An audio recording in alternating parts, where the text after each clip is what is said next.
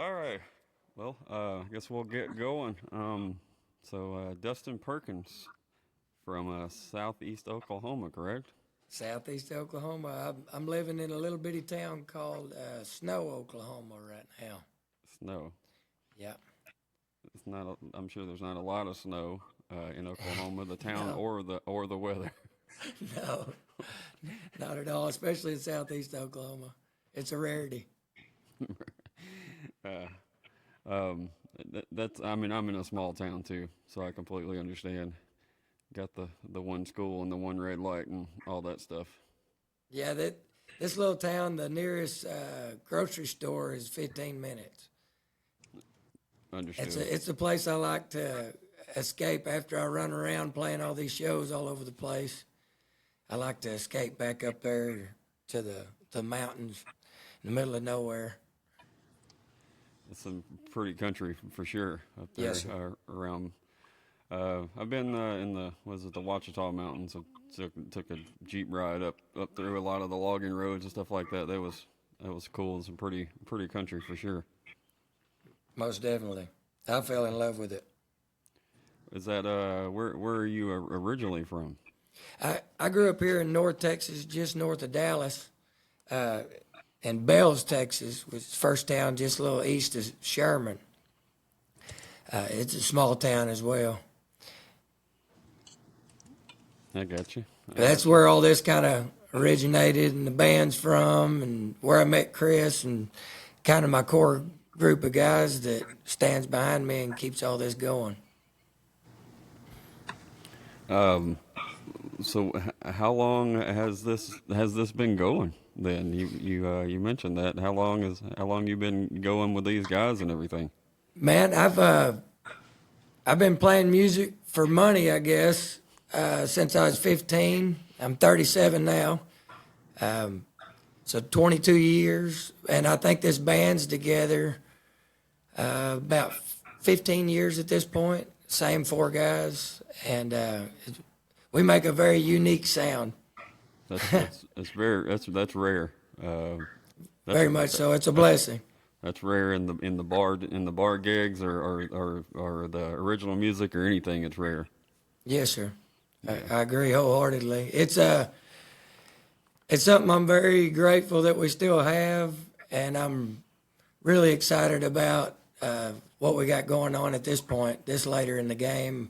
Everybody's so much more mature than when we started it. Um, Everything's just so much different. Yeah. Just a point of reference. So maybe for Hmm. you and anybody that's listening. So, Snow is probably about a little less than an hour from where Lane Frost is from. Very much so. Yes, sir. Yeah, Lane, probably like Oklahoma. 40 minutes. Yeah, so not too far. Yeah, so hopefully that helps everybody on the map. But you talked a little bit about your team. Can you maybe go into a little bit more detail on the people that support you? Oh, absolutely. It it started years ago. Uh, I used to love to ride my BMX bicycle everywhere, and I had a buddy up the road named Nathan Brown, and Wesley Brown was his brother. And his mom had a drum set, and my mom had a guitar. And so that's kind of where it all started. And I actually started the first band I had with his brother Wesley. But later on, Nathan joined my band once we were quite a bit older, I think 22 or so. And so that's kind of where it started. Uh, Jason Fuzzy Smith, he played for a band that I opened for around here named Spur 503. And they kind of showed me the ropes of the music business and drug me around all over North Texas and all over the place. Kind of let me open for them and show me how everything, was supposed to go. And then through playing around with everybody, I ran into a guitar player out of Windham, Texas, named Colton Gilbreth. He was also with the band, and I kind of had I called a meeting with him. I think it was Buffalo Wild Wings of all places. And Delicious. I basically told them that I didn't want to start a weekend warrior band, that if we were signing up to do this, that we were going to make an attempt to do this full time and really make a go at it. And everybody was on the same page, and some of those priorities might have changed a little bit with us getting older and our families and whatnot, but the push is still there, the drive's still there, and like I said, man, I'm so thankful that I've still got I feel like I've got my family and my brothers with me all the time, man. It's just, it's unbelievable to be able to still make music and make money and doing what we love to do with our family, basically. Yeah, absolutely. I know you said that there was a drum set and a guitar involved. Did you start on drums? Hang on just a second. Oh, sorry. Yeah, you're good. I'm hearing you from the other room. Can you say that again? Oh, yeah, sorry. Sorry. You said that there was a set of drums and a guitar. Which did you start on? Did you start on both, or? No, Nathan, like I said, his mom played the guitar or played the drums, and my mom played the guitar. Oh, okay. And so I kind of learned being around my grandpa, and they had kind of family jams on the weekend at my grandpa's, my uncles and my aunts and my mom, and everybody would gather around. And so I was kind of immersed in the music to begin with. And then when I became friends with Nathan, his mom had a drum set, and that was loud, and that was rock and roll, and that was way better than the Merle Haggard I was listening to every weekend, To me, as a young kid, it was more rock and roll and cool. So, I think that's happened a few times before. yeah. When you first started playing music with your buddies and stuff, what kind of music were y'all attempting to play, even on the early on stages? Man, the first songs I really remember starting to play was with that first band was called Shattering Silence, of all band names, which is terrible, but we were kids, and we played mostly, I want to say, a bunch of three-chord stuff, so it had to have been like a lot of Nirvana and Green Day and stuff like that, you know what I mean? Yeah. Kind of the punk rock, if you watched MTV back then, so anything in those veins. Understood. Same here. Yeah. When you could play "When I Come Around" or something like that, you really thought you were doing Oh, something. man. You were killing it. Yeah, for sure. So as far as how old were you when you started that? You said around 15 or so. Yeah, I started playing out in like a public at 15. That band was before that, so I would have had to have been 13 or 14 when we were doing that. But I actually started, I think I had my first gig at a coffee shop at 15. And then I started going to a bar's open mic up here in downtown Denison. The bar was called T-Bones. But on Thursday night, they'd have an open mic that probably, I want to say 20 to 30 artists would show up to every Thursday. And a lot of them wrote their original music. A lot of really good touring artists were coming through there, Texas artists, Chris Knight, Adam Hood, all kinds of, Walt Wilkins, a lot of those guys. And so I was getting to play a room, even though it was an open mic to start with, that a lot of very influential songwriters were playing. I was getting to watch all those shows. And then I want to say I was 16. I had a driver's license by the time that they offered me a Friday night spot. And he asked me if I could play for 3 hours. And I said, can I repeat a few songs? And he said, if you'll split them up between the first and the end, I don't care. Right. And that's kind of how it all got the snowball rolling. That's you awesome. You were playing a room like that where, I mean, people were. If you were in an open mic room like that, they were okay with you not playing covers. They were there to listen to, like, real songs. If that makes Most sense. definitely, man. It was a great listening room environment. It's something I feel like we've lost a lot of this day and time. those rooms are still there. They're just not near as plentiful as they used to be.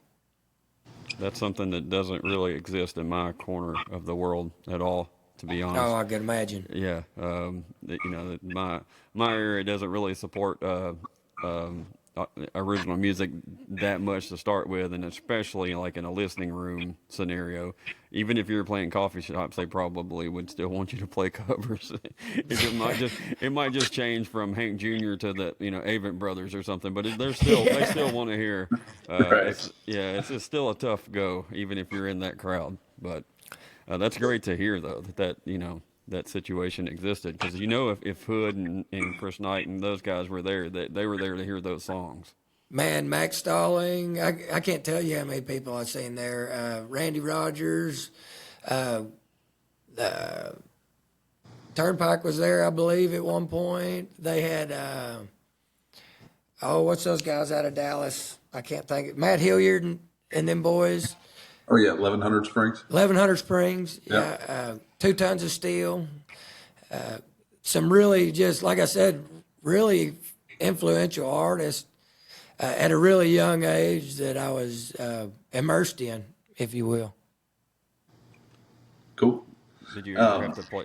Sorry, did you ever have to play those gigs with any of those any faces like that in the room? Did you have to do I those got open to mics with open. some names in the room when you were doing those open mics? Was there any names in the room when you happened to have to step up there early on? Man, I don't know. I looked up to some of these local artists. They might as well has been Gotcha. huge to me. I'd hear the songs that they wrote, and it didn't matter to me if anybody knew them or not. It was amazing to me, their ability to tell a story and bring a tear to my eye, make me feel happy, all of it, So, I mean, I got to open for some awesome artists and that got to hear me in those rooms. But at those open mics, some of those guys, there's a guitar player, James Rice, from around here that's incredible. Oliver White. I met so many incredible musicians through that circuit. And like I said, whether they had the followers or not, they definitely had my respect. And I was just as nervous playing in front of them as if I was playing in front of George Strait. It wouldn't have mattered to me. That's what I was going to ask, how that was. Yeah. How the nerves were in front of folks like that you admired. Man, I think over the years, I get criticized for closing my eyes a bunch. But that's kind of my way to go to my place where I wrote that song and try to get back in the feelings that got me there. Yeah, that makes sense. So I listened to your new album twice today. Enjoyed it. Had a couple Thank you. that I really enjoyed. I mean, I enjoyed them all, but there were a couple that stood out to me. But then I went back to go look at your Spotify page, and I'm guessing, I think you told me that there was a little break in between cutting this album and your previous albums. Is that right?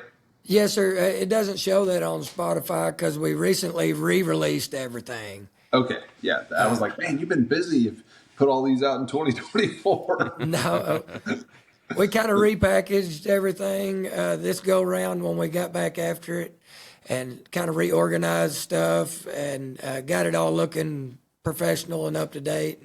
Yep. Stuff It looks like great. that. So It thank does. you. It looks great. But can you tell me a little bit about having a break? What that's like, trying to restart everything, and obviously there's probably some technology things that have changed. Oh man. So I'd be curious to hear a little bit more about kind of that journey, and you don't have to go through all of this, but just a little bit so we can kind of understand what you've been through. No, yeah. I was coming off probably one of the biggest hiatuses of my career at that point. I want to say that was 2000. Oh, it would have been 13 or 14. I'd have to go back and look at it. It's been so many years, but I did a deal right there at the end before I quit. It was called the Bag of Bones Tour, It was this idea that I had. I got so fed up with the managers and the booking agents and the radio promoters and just the politics of all of it, Yep. the junk. And I wanted to get back to playing music. And I wanted to know, I guess always a personal goal of mine was, or something I needed to prove to myself, was that if could I just take my guitar and take off and play for tips and go where I wanted to go and do what I wanted to do. And so I put together a deal called the Bag of Bones Tour. I left Dallas, Texas with $100 and a tank full of gas. I didn't have a show booked for 45 days. And off good-hearted people, I talked my way into playing venues, played on sidewalks, got on radio stations, did whatever I absolutely could.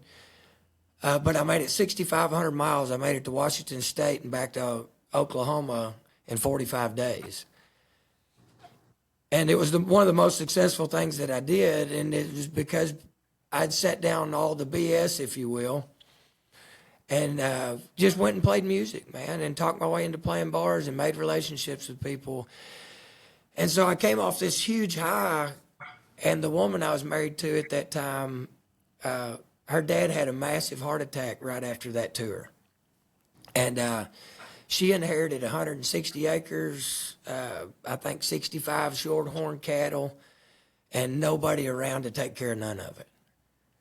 And at that point, I felt like it was my responsibility to, go home and take care of the farm, even though it wasn't mine, nor did I ever stand for it to be. I felt like it was my duty to go help them tie up loose ends and handle business.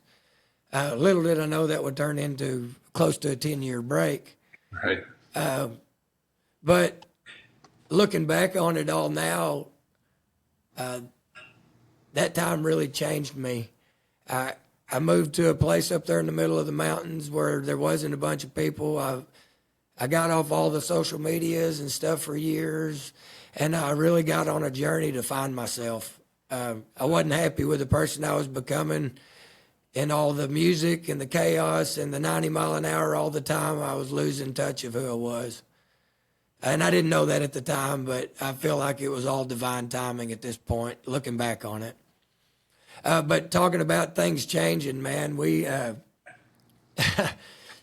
Facebook, I think I remember like back then, and we really pushed our YouTube stuff. But man, that is all a different world now. It's nothing like it used to be. No question. Well, I'm sure, the part that I guess I wanted to get to was I was interested in your perspective on looking back and kind of how you feel maybe different than you did when you were, doing the Bag of Bones tour. Oh, yeah, man.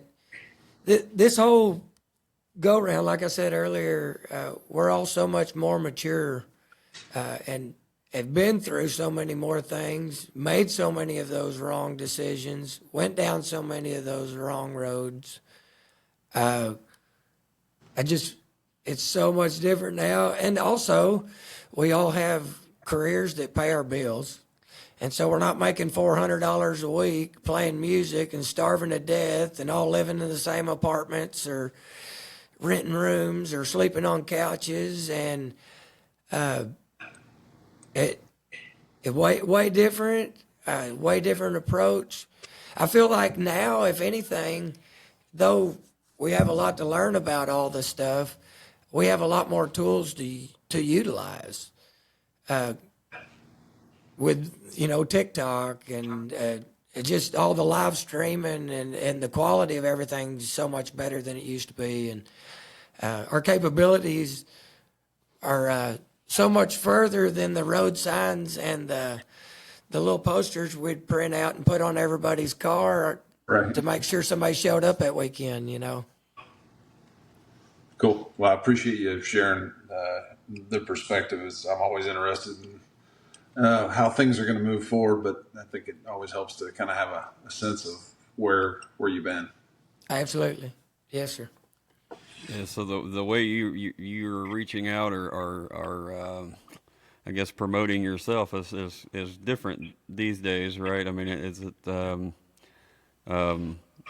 since you've been through, you're kind of going through both worlds of this, which is, I'm sure this is a learning process this time around, but I guess what are some of the major differences besides the the posters and the flyers or whatever? Can you I guess Man, can I'm you gonna go can you back to my team again. Man, having a team in place. Chris being a studio owner is, up to date on everything new. Having him part of the team is critical. Uh, Fuzzy does all our booking. He's my bass player. He's critical. You know what I mean? Uh, Colton he's our guitar player. He's just become a monster as far as a producer and helping our songs turn into what they become. Uh, Nate Brown, the drummer, he helps with design and everything. Like I said, the team, I think everybody has grown in what they know. They've niched down to the things they're good at.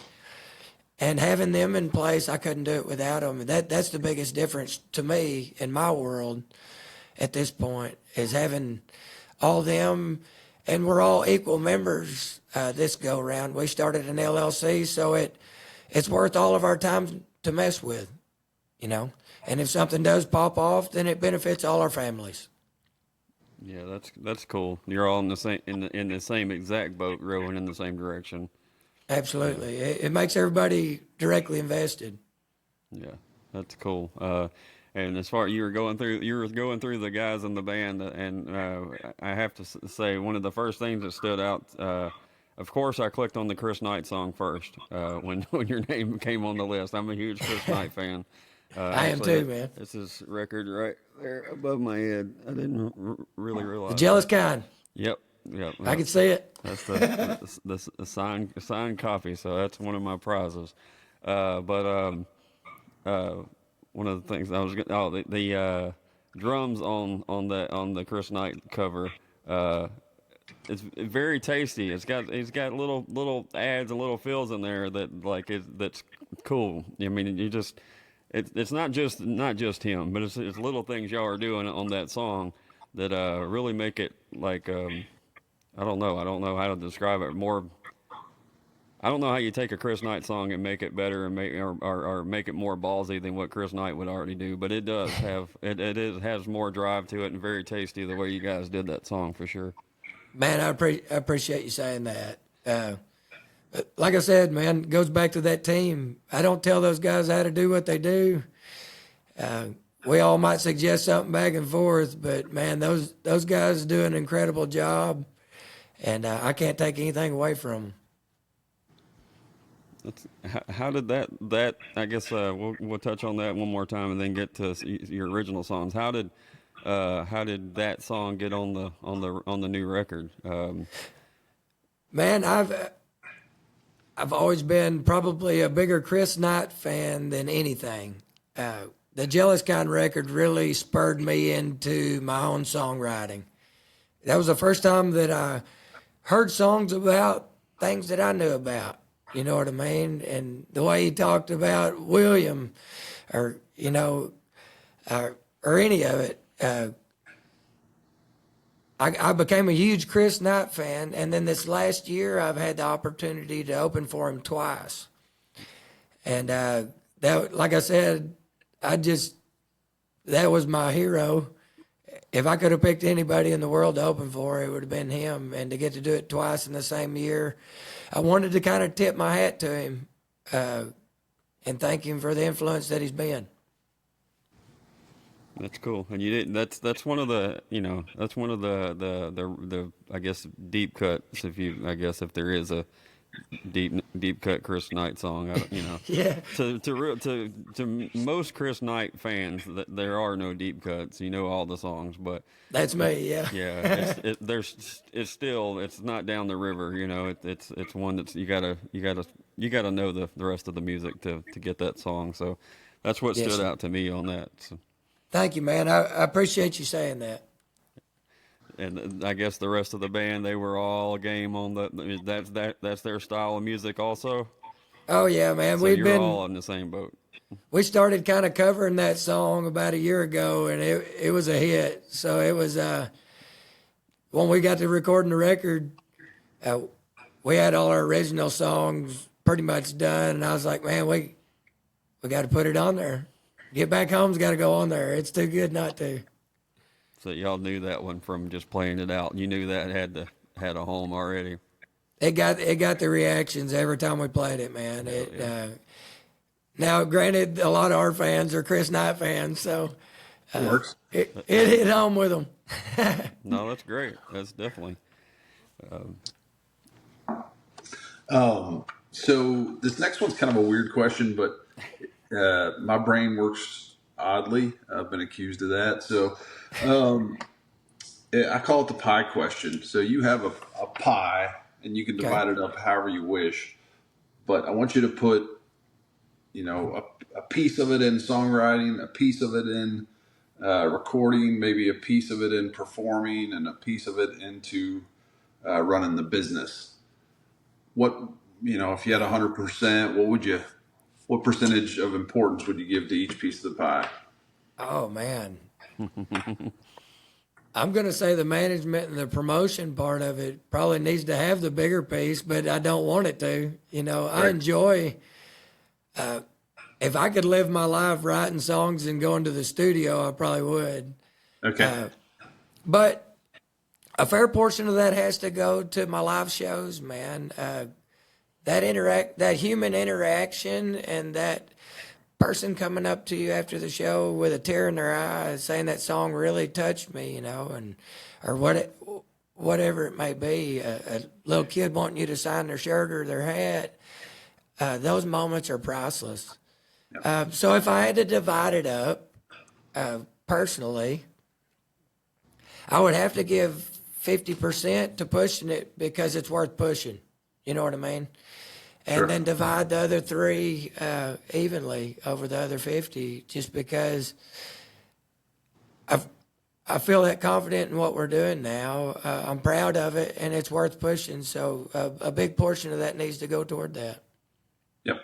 Well, you answered my other part of the question because I wanted to know in a perfect world, which part was most important to you, and I think you answered that. So Yes, sir. yeah, you're very efficient. I appreciate it.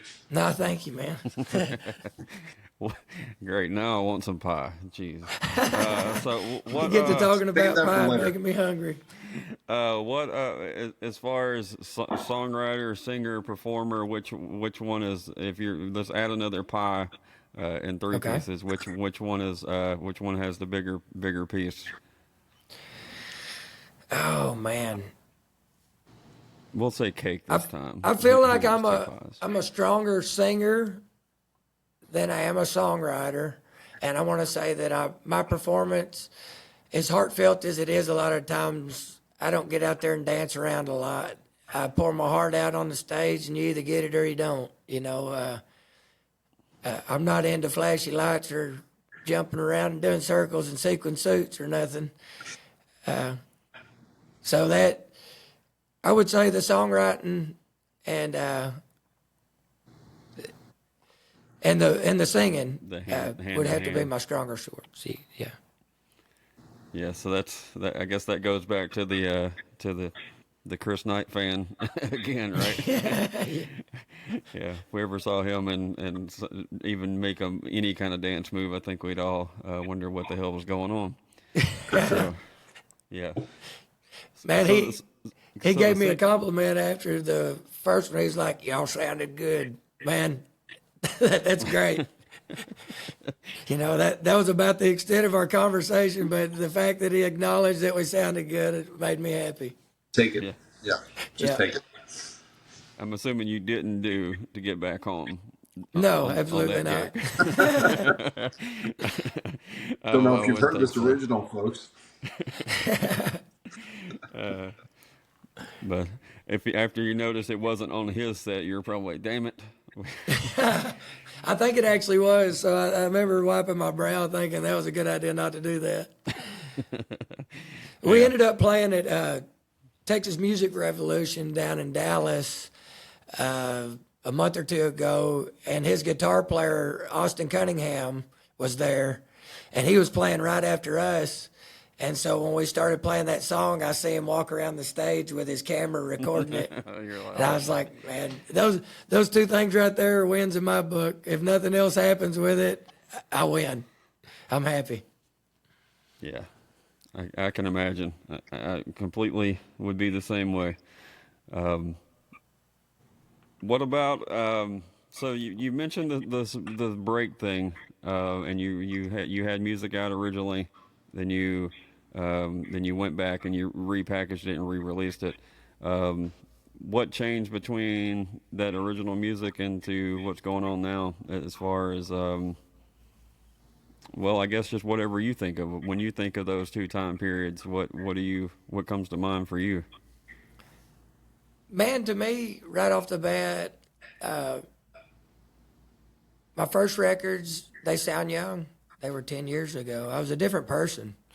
10 years, especially from your 20s to your 30s, and now my late 30s, my perspective has changed a bunch, a whole bunch. And part of that time, that self-imposed exile, if you will, in the mountains, I was really mad I wasn't hearing from God. I prayed all the time, and I didn't hear from God. And I just had to change my perspective. He was all around me. I just was running by him at 90 mile an hour instead of appreciating everything he surrounded me in. This record was written out of a lot of that time of reflection, of self-reflection, of self-improvement, of my spiritual journey of searching for God, for myself. I also had 2 kids in that time, which completely turned my world upside down and changed my perspective. And so I feel like this record is the culmination of all that time. Not to take away from the first records, I'm very proud of those, and they represent a time in my life and a progression that we were in at the time. I'm not any less proud of those records. I just feel like this one comes from a really deeper place, not a darker place, but just a deeper place. More life. Really more heartfelt. I spent a lot more time. I had the realization a year or so ago that my songs were going to outlive me. And that it might be kind of important what I'm saying. And what kind of message do I want to leave behind if it's going to outlive me? So this record was definitely written with a lot more of that in mind. When you decided, coming out of that exile, when you decided to get the band back together, how did that go? I'm sure you probably didn't lose touch necessarily with everybody, but still, how did that go? Getting everybody back together and getting the wheels rolling again. And what made you Man, make that call? I got to give credit back to my bass player Fuzzy. Like I said, he's a booking agent, and I remember him calling me one day. He's like, "When you gonna quit sitting on the couch? Go do something." I was like, "Well, hell, book me something. Let's go do something." And so that's kind of how I dipped my toes back in, and the response was really good. I started making money and getting asked back, and he wasn't having no trouble booking it, and the new tunes seemed to be going over good, and so we're full bore now. It's 90 mile an hour again. I'm curious. Did you stop playing? I mean, obviously you stopped playing for gigs, but did you stop playing? No, I never quit. Okay. Like I said, I was writing all that time, and I wasn't not playing gigs. I I wasn't actively booking gigs. I got still you. played some backyard parties and barbecues and Yeah. a little bar here and there, but we weren't actively pursuing anything at all. It wasn't like I just laid it all down and quit. Right. Gotcha. It's too intertwined in me to set it down. It's my therapy.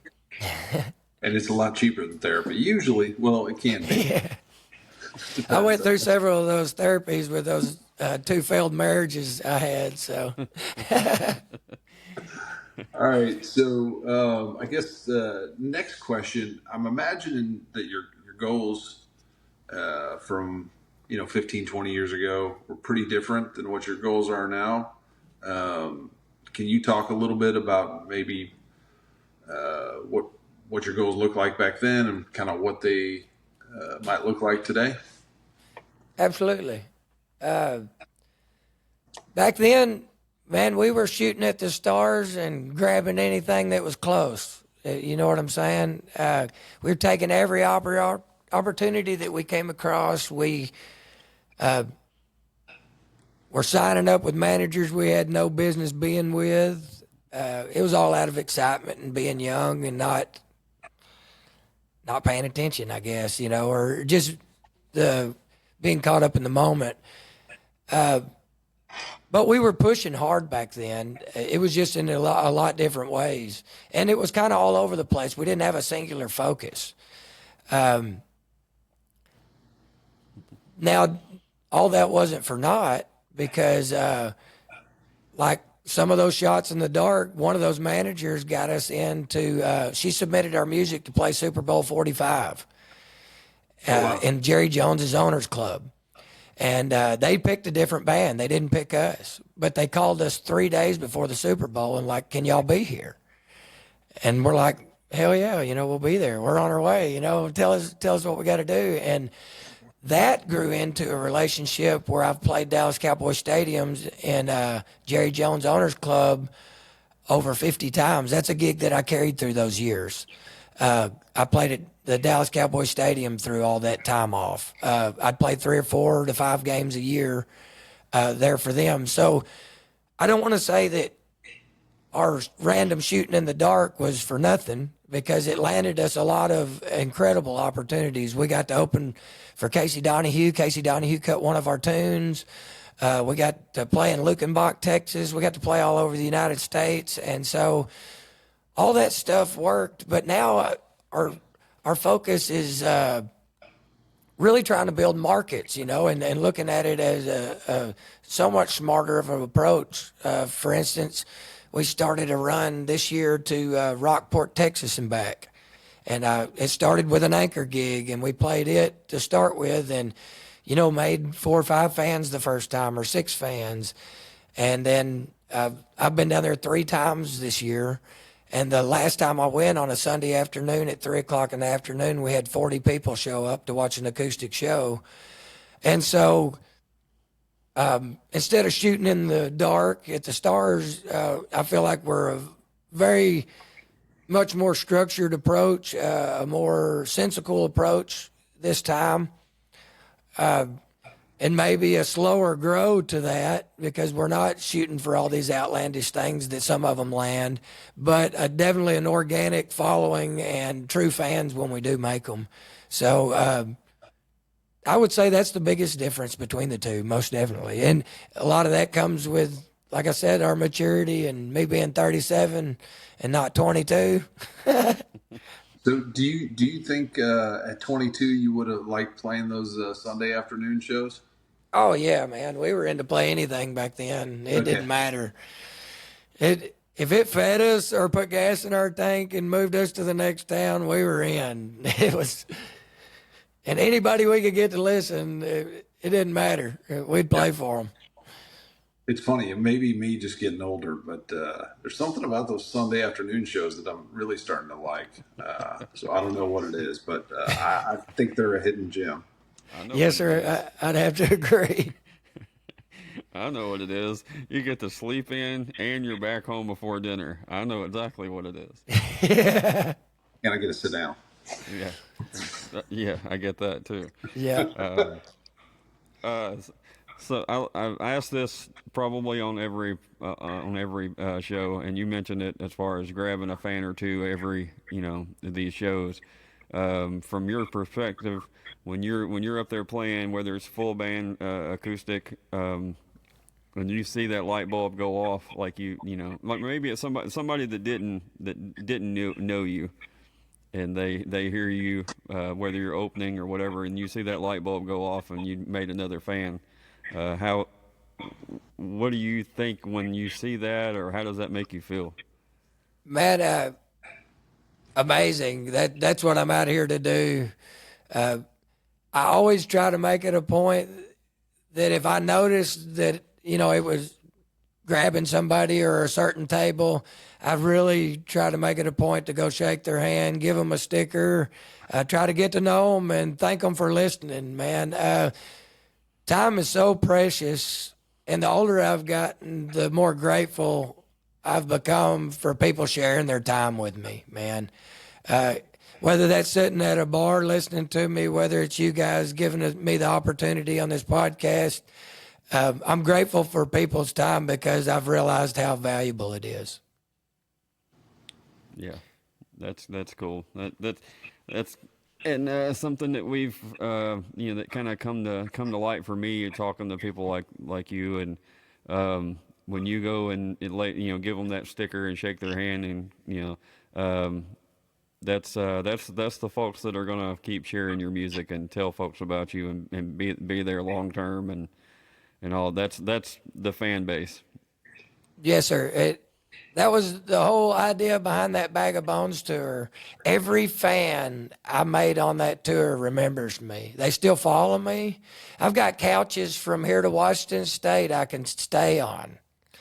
I met all kinds of people on that thing, but I needed them. I had to have them. And you talk about grateful when you're in Arizona. You've been sleeping in your van for 6 or 7 days in a row, and somebody's like, man, you can sleep on our couch, and then you wake up and they cook you breakfast, and it's like, those are not only fans for life, but friends, man. I've met some incredible people that I would consider family through this music, man. So many people that I wouldn't have known any other way. I'd have never met them. Yeah, I personally, I can't imagine that. I like my recliner and my bed too much. But I live through those stories of what you're telling, and guys like you and BJ Barham, and folks that have made that. I live through y'all, but I'm not going to do it myself. But well, would you want to play a song and make some more Yeah, fans? sure. Yeah, man. It's Uh, completely up to you. you Whatever got you want. you have a particular one you I'd want to like hear? for you to play whatever you want to push. To be honest. Yep. Okay, cool. Let's see. Need to plug this thing in. Hang on. Yeah. Chris is hooking us up here. Okay. I'm gonna take his headphones off so I don't got that delay. All right. This song's off the brand new record. Spent a lot of time doing things wrong and running down the wrong roads in life. This song's called The Devil's Side.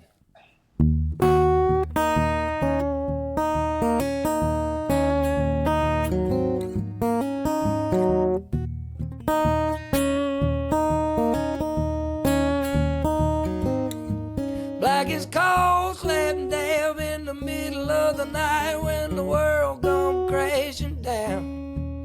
Nothing good ever happened after midnight in this old town. Old crow coming loud on the telephone while trying to tell me what I can't see. You lose your soul if you don't listen carefully.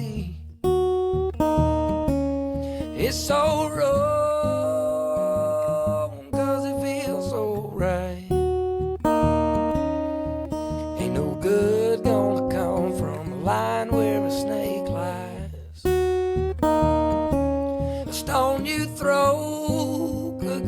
back and hit you in the eye. Hard to see heaven when you live on the devil's side.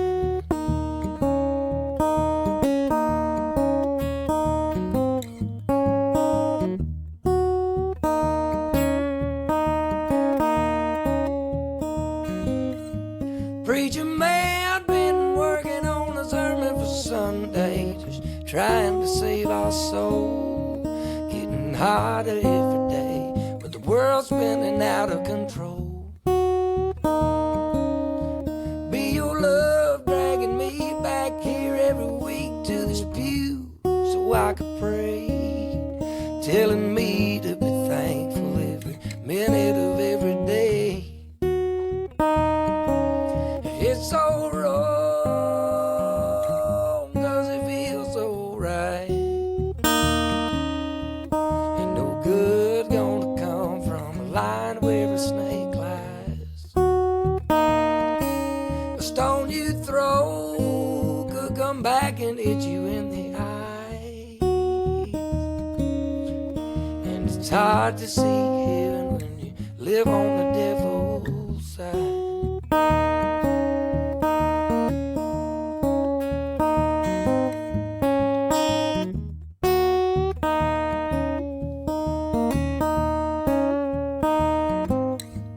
Black as coal, slept dead in the middle of the night when the world come crashing down.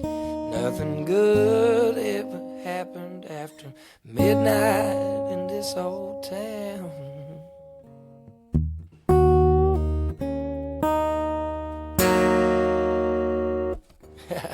Something like that. Thank you. Yeah, Great job. yeah, Thank you. man. You're for a bass player, he does pretty good sound too, man. That's it sounds great on here too. So just Thank a you, little man. feedback for the sound guy too. They don't always get love, so They usually don't. Usually I just couldn't do it without him. I'm telling you. understood. Our bass player told us that he was like an offensive line. You don't know you need him until he steps out of the way and lets the 400-pound guy clobber you. So, which is not true. I've been that I know been that guy they turned him loose on before. Understood. So what about that song there? Is that one that came out during the hiatus you're talking about? Yeah, most definitely. Probably one of the first ones that I wrote that kind of started me down that road. Of reflection? Or, Yes, sir. Very much so. Yeah, Is there any that's a damn good song. Thank you. no, it's great. Any chance you were listening to any Culture Wall around that time? Yeah, maybe feel. a little Culture Wall. Man, and then directly after that, I got into the Black Pumas and Yeah. really brought some soul to my style of playing, which was already pretty natural. Sorry, I was getting this thing tuned.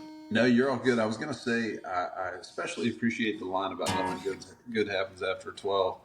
I've said that probably 400 times to my twin 19-year-old boys. They don't seem to listen, so is what it It is. took me a long time to learn. Yeah. Yeah, definitely. So that's cool though. As far as you were talking, telling the story about talking to God and looking in the wrong directions and everything like that, and then you pick that song to play. That definitely kind of ties that all back together for sure. Yes, sir. Like I said, wasn't hearing from God, but I was definitely running down the wrong roads. He wasn't where I was. He was surrounding me, but I was too fast to look at him. Moving too fast.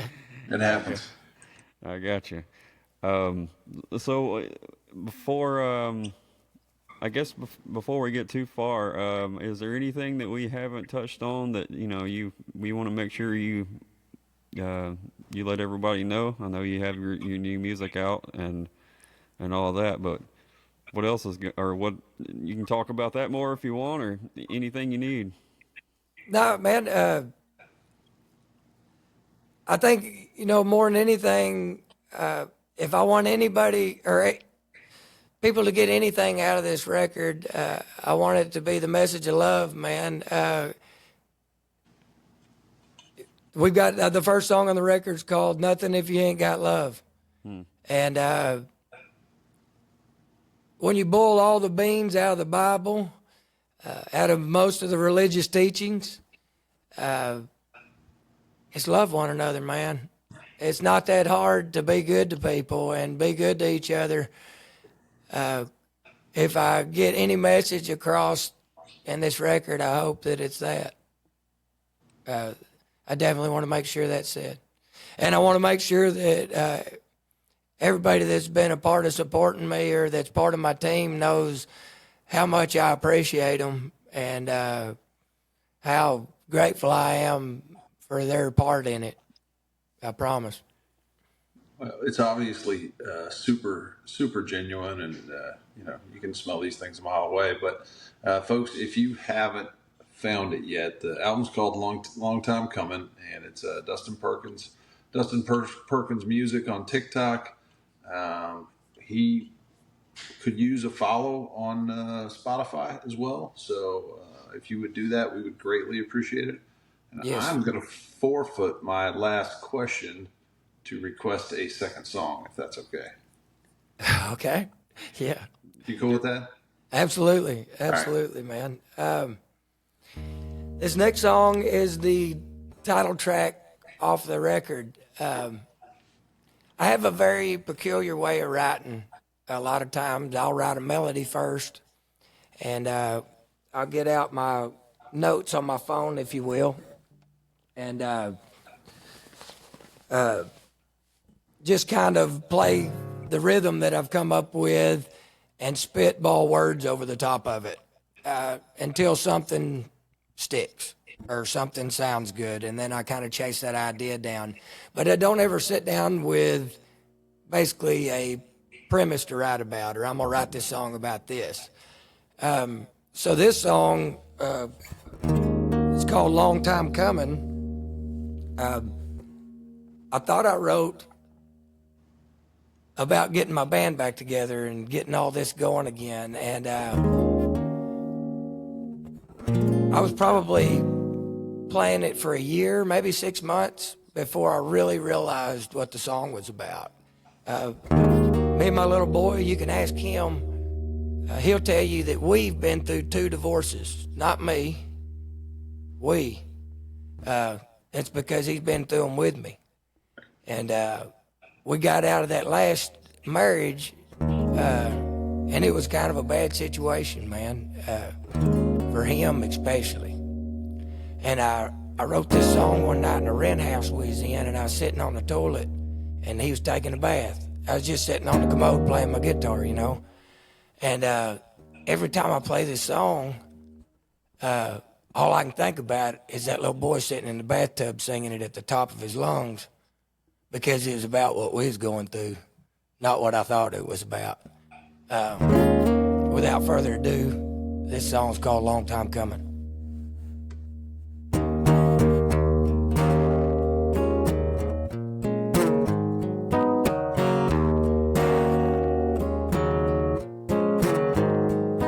Been a long time coming. I've been needing a change. Been a long time coming, but it's never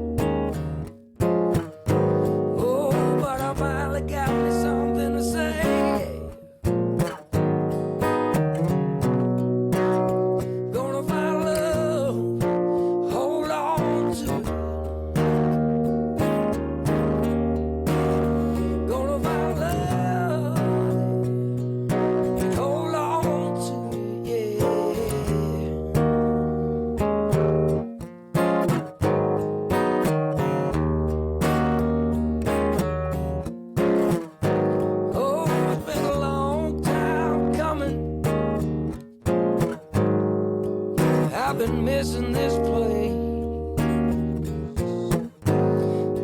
Been a long time coming. It's so good to see your face.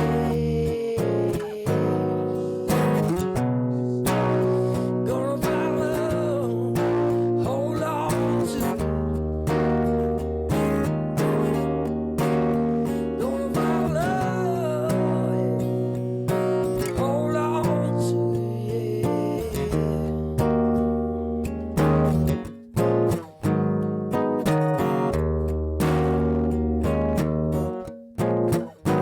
Oh, it's been a long time, long time, long time, long time coming.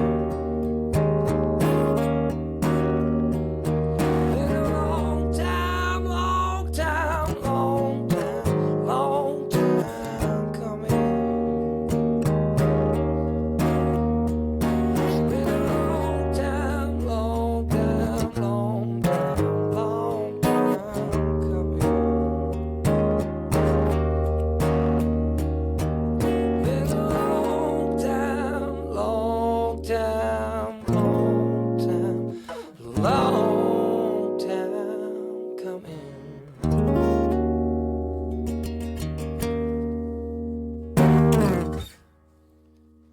There's a title track up off the album. Yeah, man. Very nice. Are you a big Bill Withers fan? I don't know Bill Withers. Ain't No Sunshine, that song.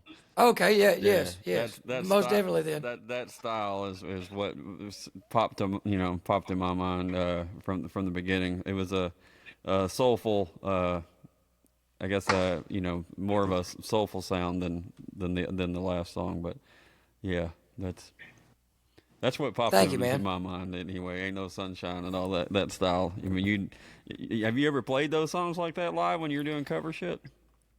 Yeah, man, I've been pretty hard headed about playing my own music most of my life. It's kept me out of a lot of gigs, but if I did a cover, it was either a buddy of mine's tune, which that's something we started. You said something that I needed to bring up and I forgot about, but we started something called hashtag My Buddy's Song. And so once a week, me and this local group of musicians started it. But we get on there and we do one of our friends' songs. It's a selfless way to promote each other's music. So we do a cover of their tune and put it under hashtag My Buddy's Song. And then everybody posts it to their pages, and it's getting us all a lot more views. Cross-pollinate. And so that's something I wanted to bring up too. That's a great Hashtag idea. My Buddy's Song. We are gonna start next week, my buddy's podcast. So that'd Way be- cool. Yeah, I love it. helpful. So we It's can an support original each other. idea we just came up with right now. Yeah, I love yeah, it. yeah. See, Spread the love, man. That's well, it was a great tune, and I think your ability to go from just from a very bass listener, somebody that has the ability to kind of take on a little bit of that Coulter sound, and then go to something that sounds a little similar to Bill Withers. I can vouch because I did get to see you live. I'm super fortunate here in the DFW area. We get to see a lot of folks live, and I got to see you open for Adam, and Yes, I knew right away that we needed to have you on the podcast. So I'm super glad I found you. absolutely, man. I like I said, I'm grateful for the opportunity. Adam did a My Buddy's Song too, which was huge for me. I've looked up to him my whole life. Hell yeah. And I He's great. kind of mentioned something to him when we were talking after the gig. I was like, man, I just started this deal. Would you do one?